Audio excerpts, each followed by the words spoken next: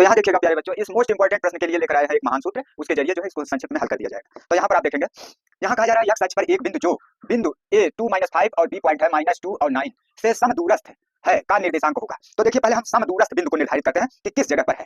तो यहाँ देखिए, जैसे मान लिया समदूरस्थ बिंदु मान लेते हैं यहाँ कहीं है।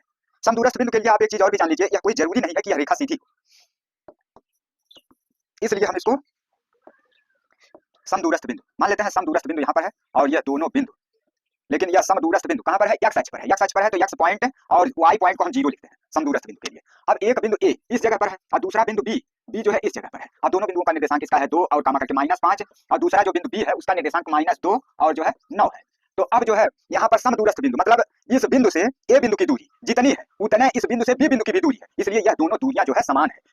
इस बिंदु से ए बिंदु और बी बिंदु की दूरियां समान है, तो इसी को हम जो है समदूरस्थ कहते हैं, मतलब समान दूरी पर है। इस बिंदु से यह बिंदु समान दूरी पर है। अब आगे देखिएगा,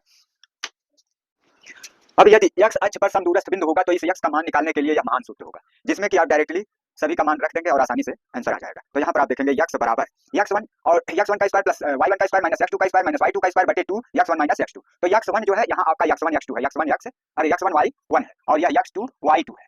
तो अब जो है इसका मतलब x1 square plus y1 square minus x2 square minus y2 square, तो सभी का स्क्वायर ऊपर लिख देंगे। तो x1 का स्क्वायर इसका मतलब 2 का स्क्वायर हो गया, फिर इसका 5 का स्क्वायर। चिन्ह की जरूरत नहीं होती है, जब किसी ऋणात्मक संख्या का स्क्वायर हो जाता है तो ऑलरेडी समाप्त हो जाता है, इसलिए बिना चिन्ह का प्रयोग किए हम डायरेक्ट लिख सकते हैं। 2 का स्क्वायर 5 का स्क्वायर और फिर जो है माइनस, यहाँ सूत्र में आगे माइनस है इसलिए लिखना पड़ेगा। अब जो है x2 का स्क्वायर तो यहाँ 2 का स्क्वायर हो गया बिना चिन्ह के, y2 का स्क्वायर 9 का स्क्वायर हो गया और इसके सामने माइनस चिन्ह है इसलिए यह चिन्ह लगाना पड़ेगा। y2 का स्क्वायर 9 का स्क्वायर हो गया और बटे में 2 कोष्ठ के अंदर x1 2 है तो यहाँ 2 लिख दीजिए, और y x1 और x2 तो x2 जो है -2 है तो x2 को घटाना है माइनस, तो यहाँ लिख देंगे माइनस और -2 तो यहाँ बाहर से बड़ा कोष्ठ लगा देंगे।